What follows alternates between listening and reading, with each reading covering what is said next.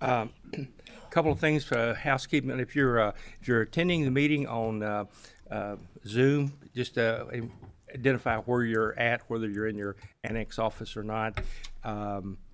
So with that, we'll ask the clerk to call the roll. Representative Blanton. Present. Representative Bowling. Here. Representative Bridges. Here. Representative Birch. Here. Representative Cantrell. Here. Representative Dossett. Present. Representative Dotson. Representative Duplessis. Here in the room. Representative Flannery. Present, annex office. Thank you. Representative Fugate. Here. Representative Johnson. Here in the room. Representative Kirk McCormick. Here. Representative Marzian. Representative Miles. Representative Givens Prunty. Here in the room. Representative Scott. Present. Representative Stevenson. Present in district. Thank you. Representative Wesley. In the room. Representative White. And Chair Gooch. Here. Have a quorum. Okay, we do have a quorum. We duly constituted to do business. Okay, first item we're going to take up is House Bill 669. I think I'm just going to do that from here. And we have Bill, or whoever is here to speak, come to the table, please. Tom Fitzgerald. Please introduce yourself for the record. Bill Barr with the Kentucky Oil and Gas Association.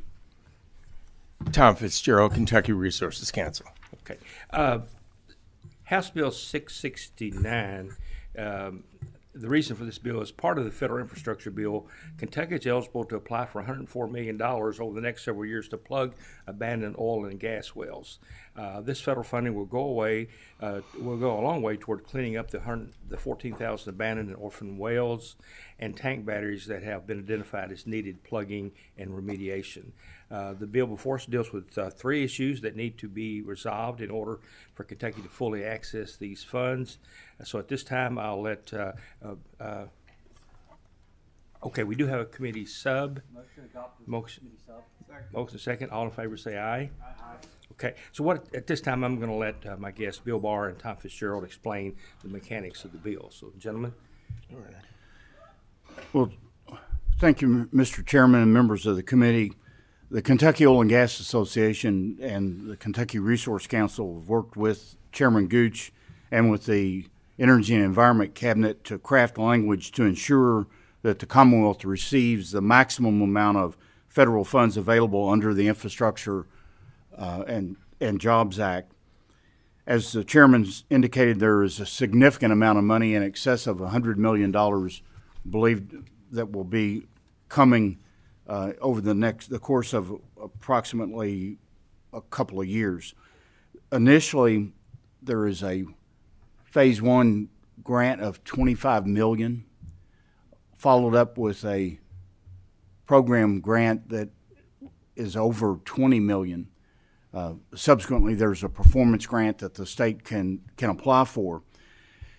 One of the things that we discovered within the federal language is the federal law relies upon the various states' definitions of the word orphan well.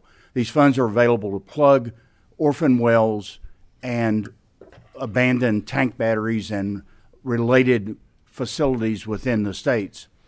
Kentucky's definition of orphan well was created in 2019 for a very specific purpose to cover pre-1960 abandoned wells that weren't permitted and for which there was never any bonds for plugging. Kentucky did not start permitting until 1960 and didn't require plugging bonds until 1966. I think we have a motion on second. We do have some things that really we need to explain to the committee about how we're going to proceed, so go ahead. I'll be brief. Sure. We're amending that definition to include, for the benefit of the state, abandoned wells for which there is no longer a financially responsible owner or for which there is no financial responsibility in the form of a bond. So that would include post-1960 wells with no responsible owner. In addition to that, there is some concern. The second phase or a second aspect of the federal bill was to create jobs within the states in the affected areas. So in Kentucky, particularly rural eastern Kentucky and rural western Kentucky, where the oil and gas wells and industry has predominantly been located. Under the Kentucky Procurement Act in Chapter 45A, there are significant bonding requirements. If a contract is let for $1 million, statutorily there's a performance bond required of $1 million and a payment bond required of $1 million. That in and of itself, and there's surety bonds, they're required to be issued by insurance companies based on financial abilities, balance sheets, and creditworthiness. The premiums on those are in excess of 4%. It's our opinion within the industry. So we've worked with the cabinet to ensure the size of permits will allow for state and local companies, suppliers, and vendors to participate, and that this work will not just go to large national and regional engineering firms located outside the Commonwealth. Mr. Chairman, if there's any questions that anyone has, we're just trying to make sure we leave no federal money on the table when it comes to dealing with the legacy wells. The state has done an excellent job in terms of identifying some 14,000 wells, 11,000 or more of which would be under the state responsibility as opposed to those on federal lands. And this will go a long way to hopefully employing Kentuckians to do the remediation, to plug them, to get rid of the tank batteries that are on so many farm fields and are kind of a blight on the landscape. So there may be some additional tweaks and in order to satisfy the concerns of A&R regarding the cabinet wants to make sure these go into a dedicated, federal account. We are concerned that they go into the program that you all, with I think a significant amount of foresight, created a couple of years back, which allows for orphan and abandoned wells and tank batteries and other related infrastructure to be removed and reclaimed. So we are ahead of the game relative to a lot of other states because the state has done a very good inventory, and we're trying to provide.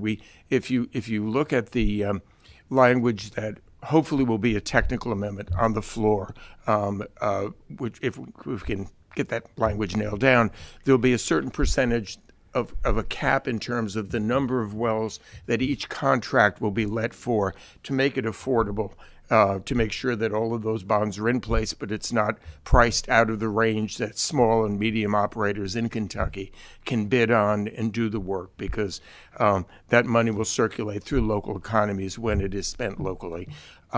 So any questions that the committee has, we'd be happy to try to answer them. Okay. Before we do that, let me explain a little bit to the committee.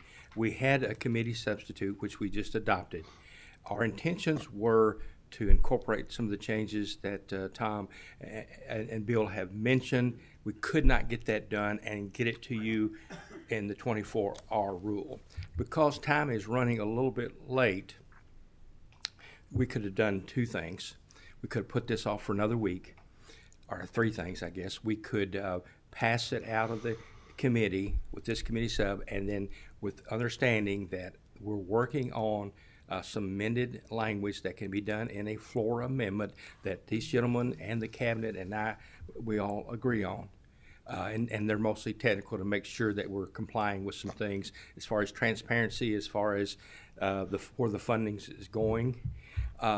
Or the other thing was we could pass it out like this and then ask the leadership to recommit it, but I don't think that's as good an idea as the understanding with everyone that everyone's in agreement that these changes that we wished we could have had today, but we can do them in a floor amendment. So that's just for the committee's information. So Representative Johnson, did you have a?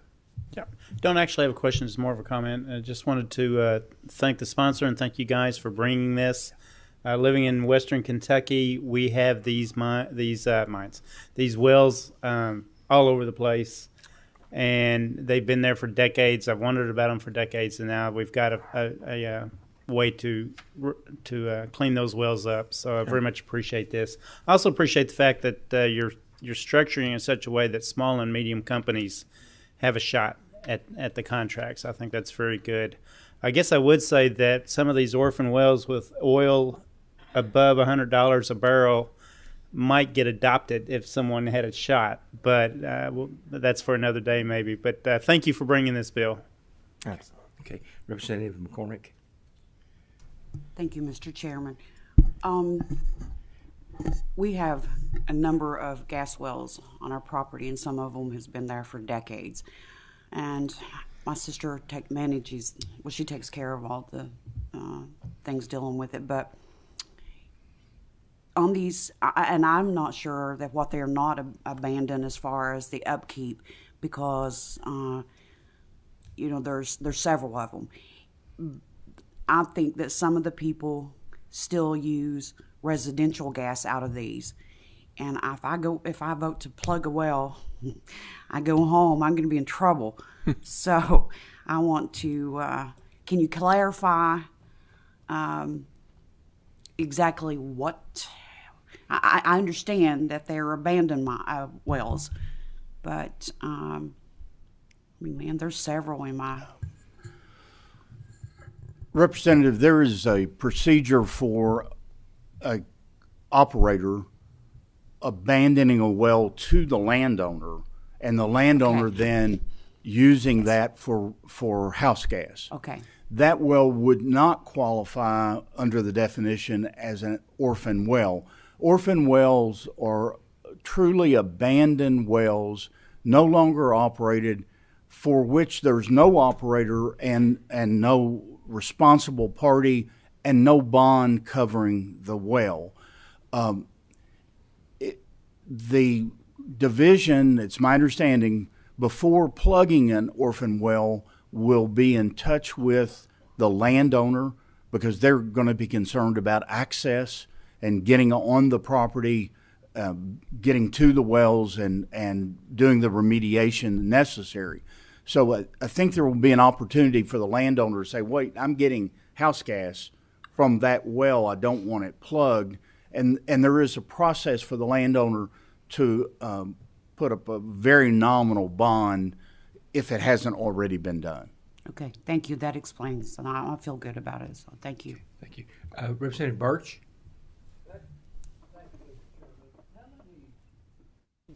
Orphan wells that we have out there now, about 11,000. Is your mic on, Representative Birch? That's pretty. Okay. This $45 million that's going to be available, how many wells will that cap? The state filed a notice of intention, and the Interstate Oils and Gas Compact Commission, in a survey, indicated to the federal government that there are approximately 12,000 currently identified, specifically known orphan wells within the state of Kentucky. The division has testified and indicated publicly they find these wells regularly. Someone's cleaning out a wood lot or making a location for a home or a barn, and they discover one. So the list grows, but there are known to be in the state of Kentucky over 14,000, about 2,000 of which are on federal lands like the Daniel Boone National Forest. There's different money appropriated for that. The state indicated in their notice of intent for the grants that they believe it will average about $25,000 per well to plug the wells. There's wells in South Central Kentucky that will be only maybe $8,000, and there are wells in Pike County and potentially in Henderson County where the formations are deeper, where the plugging cost could be $35,000 or more per well. So is there enough money to plug every well? I think the state will do a great job in soliciting competitive bids to plug as many as possible. What is it? How do they fill these wells? I mean, the concrete or? The process varies from well to well, but the equipment that remains, what can be salvaged and pulled out of the wellbore, casing, tubing, rods, will be salvaged and taken away, and then the wells will be plugged to protect particularly the coal seams that remain and the fresh water. Okay, And it's plugged with cement. gotcha. Thank you, Mr. Chairman. Okay, any other questions? Representative Scott? Thank you, Chairman. I just wanted to know what is the timeline that the federal government has given for the plugging and remediation of these wells? The timeline, there's a number of timelines. There's a timeline for applying for the money, which has been met. There's a timeline for, after receipt of the money, awarding contracts. And then there's a timeline for reporting on what has been done and for completing the work. There are various timelines. Some of the work, there's up to 5 years to complete the work. There's up to a year to do other aspects, and there's a very tight timeline on awarding the contracts. There are three separate grant categories that are provided in the federal bill. The initial has a very tight time frame. Then there's the formula, and then there's what's called the performance grants, which provide a little longer time.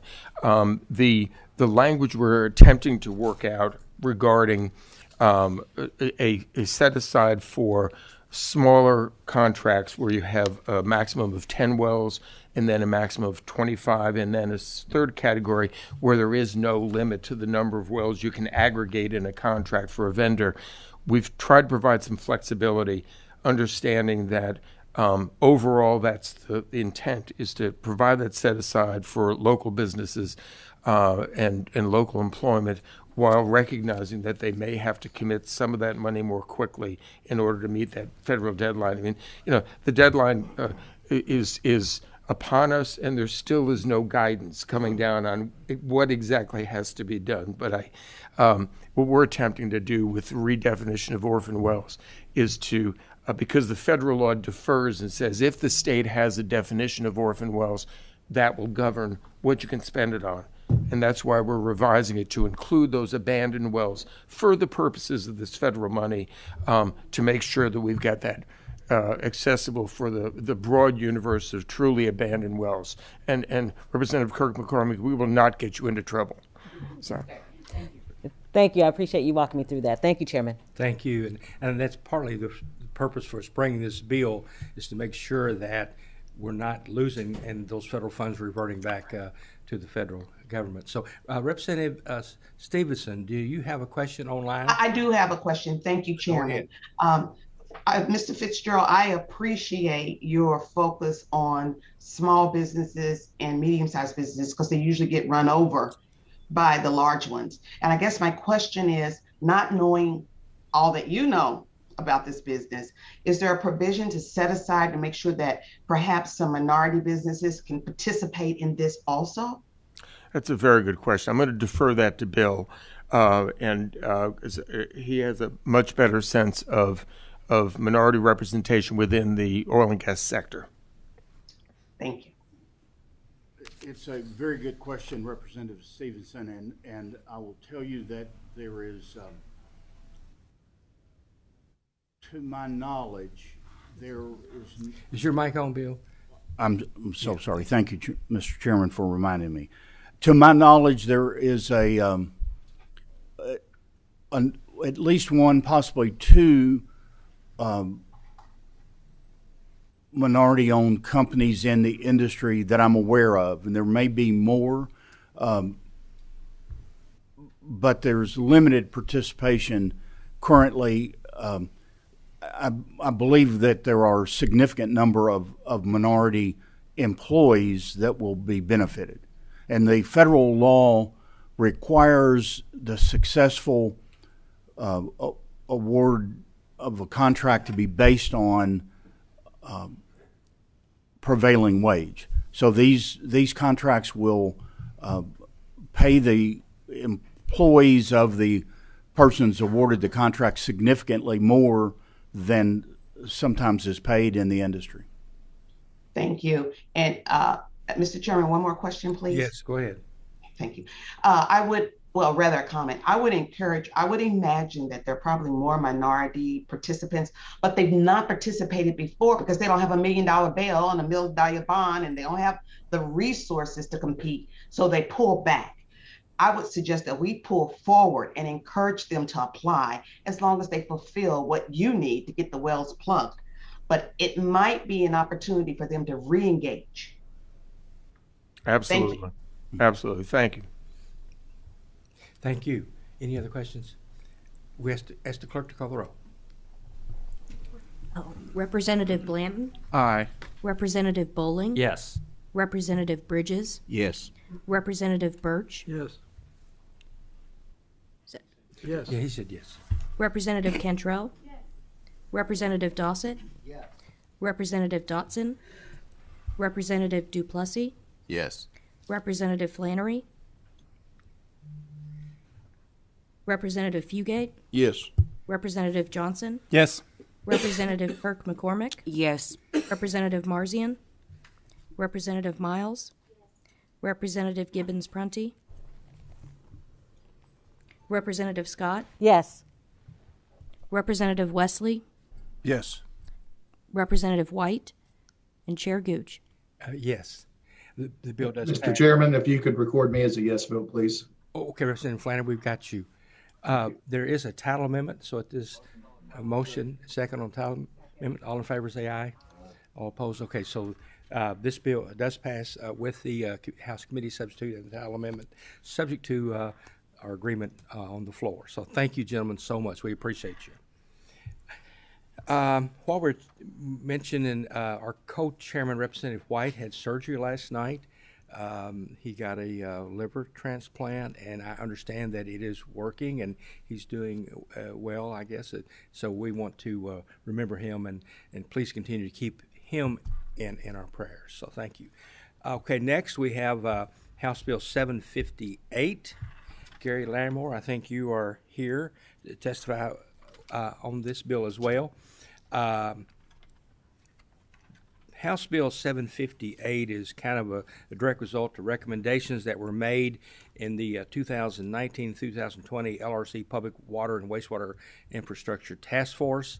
It accomplishes three things, each of which will allow Kentucky to maximize the benefits of more than $1.5 billion in federal infrastructure funds eligible to that Kentucky is eligible to receive over the next decade. So, Gary Larimore is with the Rural Water Association, and please introduce yourself, and I'll let you explain the bill. Thank you. Thank you, Mr. Chairman. Good morning, committee members. I'm here in support of House Bill 758, and as Chairman had mentioned, it's a direct result of a task force that we had in 2019 and 2020, talking about the issues for public water and wastewater utilities across the state. There was a lot of stakeholders that came to the table and talked about all the problems and needs and tried to focus on a solution. And I believe House Bill 758 is the answer to a lot of those issues that we have. We have a motion and a second on the bill. Go ahead, Larry. Gary. Well, I'll certainly shut up whenever the chairman tells me to. Okay. So. And again, I do want to clarify that there's been one issue that has been brought to our attention. The auditor's office. Do you want to come to the table? Sure. And we are currently working with them on that, and there too probably will be a floor amendment to take out a section that we think that we didn't realize affected them. Go ahead. Yes, thank you, Mr. Chairman. Sarah Beth Gregory, the Chief of Staff for the Auditor of Public Accounts. And we have no objection with what the rural water folks are trying to do with the bill. The only issue we have is with some language that's in Section 3 that would take teeth out of the city audit requirement that our office worked a couple of years ago in close cooperation with the League of Cities to add. And so we would just ask that Section 3 be removed by floor amendment as this moves forward, if that's possible. Yeah, and we're certainly in agreement with that. The original intent of that was to give Kentucky Infrastructure Authority some flexibility. You know, we're getting the ARPA money, and there are some municipals out there. Basically, the law requires Department for Local Government to submit a list of those that have not completed their audits, and to the Finance Administration Cabinet. And by law, they have to put a hold on any state or federal dollars. So what we were hoping to do is give KIA some flexibility, and maybe this language wasn't exactly what we needed, but we wanted to give them some flexibility so they could go ahead and award some of these contracts with the ARPA money as well as some of the new infrastructure money that's coming through. And Mr. Chairman, if there were an exception specifically crafted to federal ARPA funds or something of that nature, the auditor's office concerns would be significantly alleviated if that's how you wanted to move forward. Okay. Representative Scott. Chairman, Section 3 was referenced, and the only thing I see is shall was removed to add may. Is it Section 3 or is it a different section that we're talking about? Just that one word? That is it, Representative Scott. That's unacceptable. No, I didn't realize it was just one word. It is. Just one word. Changing a shall to a may can make quite a big difference. It can. But I just want to make sure that was it. Okay, Yes, thank you. Thank you, Chairman. Thank you. Any other questions? Ask the clerk to call the roll. Representative Blanton. Aye. Representative Bowling. Yes. Representative Bridges. Yes. Representative Birch. Representative Cantrell. Representative Dossett. Representative Dotson. Yes. Was that me? Sorry. Every time I hear that, it sounds like Johnson. Sorry. Representative Duplessis. Yes. Representative Flannery. Yes. Thank you. Representative Fugate. Yes. Representative Johnson. Still a yes. Representative Kirk McCormick. Yes. Representative Marzian. Representative Miles. Representative Gibbons Prunty. Representative Scott. Yes. Representative Wesley. Yes. Representative White. And Chair Gooch. Yes. Because the bill does pass, and thank you all for your participation and help. And I want to thank the committee for giving us the leeway and understanding that, sometimes these things are a work in progress, but we are certainly, trying to maintain, transparency, and so we've tried to do that, and we appreciate your indulgence in that. So with that, yes. Oh. Voted on both of them? Yes. Can I register votes, please? Yes, Chairman? Where's my agenda? I vote yes on 669 and 758. Thank you. Any further business before the committee? This meeting's adjourned. Thank you. I'm sorry, Mr. Chairman.